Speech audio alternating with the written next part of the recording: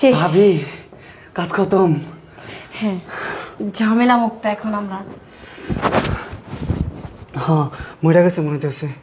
কি রে, তুই কি ভয় পাচ্ছিস? না না, ভয় পাবো কেন? আচ্ছা বাদ দেন, আমার কাজ তো আমি করে ফেললাম।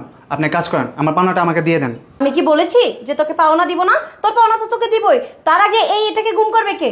আমি যেহেতু ওকে মেরেই ফেলেছি, তা তো ঘুমটা আমাকেই করতে হবে, তাই না? সেটা পরের কথা, আগে আপনি আমার টাকা দেন তো। হ্যাঁ দিচ্ছি। এই নে তোর 1,00,000 টাকা, আর তাড়াতাড়ি লাশটা গুম করার ব্যবস্থা কর। ওয়েট ওয়েট, 1,00,000 টাকা মানে? আপনার সাথে তো আমার ডিল ছিল 2,00,000 টাকা। 1,00,000 টাকা কীভাবে হয়? শ্রাবণ দেখ, আমার একটু সমস্যা আছে।